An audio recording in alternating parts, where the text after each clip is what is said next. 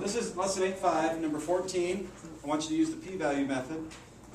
The problem starts on page 434, it ends on page 435. And here we're doing hypothesis testing with proportions. Does anybody remember what test we use with proportions? Z. With proportions, you always use Z. Okay, use the Z distribution, your standard normal distribution. 14. The Energy Information Administration reported that 51.7% of homes in the U.S. were heated by natural gas. A random sample of 200 homes found that 115 were heated by natural gas. Does the evidence support the claim, or has the percentage changed? So to me it sounds like the claim is being made by the Energy Information Administration. They're claiming that 51.7% of homes heat their houses with natural gas. So for number 14, the null is going to be that the proportion of people that heat their homes with natural gas equals 0.517. And that's the claim. The alternative hypothesis would be that the proportion of people who heat their homes with natural gas is not equal to 0.517. And that's step A. Any questions about that? Step B. You find your test value. To find your test value, it's going to be a Z-score for proportions. You do p hat, which is your sample proportion, minus p, which is your population proportion, 0.517, or your hypothesized proportion. This divided by the square root of, do you guys remember what was on the bottom? P times Q divided by B times Q divided by N. Yep. So this is where it can get a little confusing. The capital P up in p-value means probability value. The p hat means sample proportion, and this little p is the hypothesized proportion. Maybe we should write all that out because there's a lot of p's. Capital P equals probability. Little p hat is the sample proportion. So when they went out and did a study, the proportion of people that heated their homes with natural gas. Little p is the hypothesized, what they were hypothesizing the proportion would be, which is 0.517. So really you have three p's being used to three different things in the same problem. So anyway, we go ahead and p hat, let's see, p hat would be 115 out of 200. So p hat, 115 out of the 200 people in the sample, so n is 200. What's that, 0.6? 0.575.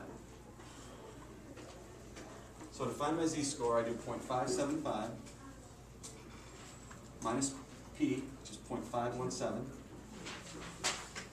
divided by the square root of p. Now on the last test, some people got this a little bit mixed up. You're going to put in p, which is 0.517 here, times q. Q would be 1 minus 0.517. So 0.483. 0.483. So times 0.483 divided by n, which would be your total of number of people in your sample, which would be 200. Type that in your calculator, you'll come out with your z-score. Anyone know what that is? 1.64. 1.64. Okay? So what that means is that 0.75 or 0.575 is 1.64 standard errors above 0.517. Okay? So let's draw a picture here. For part C, we're going to find our p-value. Our test value is 1.64. It's a two-tailed test. So what we're going to do is try to find this area. Then we're going to double it because it's two-tailed, so you want to also include this area over here. So we go to our Z chart. We look up 1.6 and 0.04. Say it again. 0.4495. 95? Okay. So that's this area right in here. 0.4495. What's next? Take 0.5 minus that. So that will give you this area. which is 0.0545. Is that right? 0.0505, sorry. Which means this would also be 0.0505. So our p-value will be 2 times 0.0505, which is 0.1010. Sound right? Okay. So your p-value is 0.10. What was the alpha in this problem? 0.05. 0.05. So what that's telling me is that the p-value is bigger than alpha. That means my critical region was actually smaller. My critical region would be this, would be a smaller area.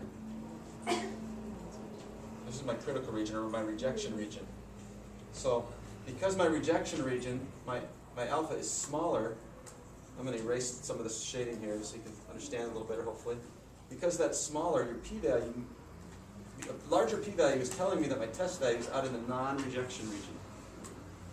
So for part D, you're going to say do not reject the null. And again, that's because your p-value is greater than alpha.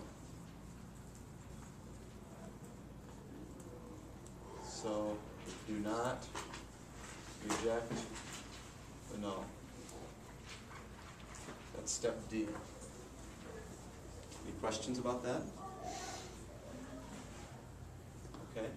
If we're not rejecting the null, then we would say there is not enough evidence to reject the claim. Part E.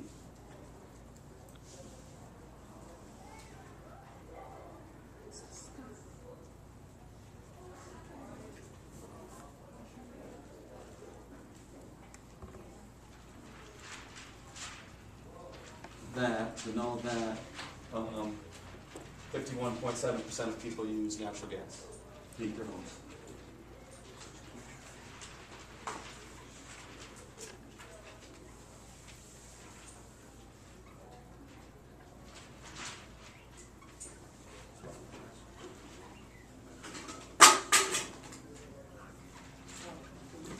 Any questions about that?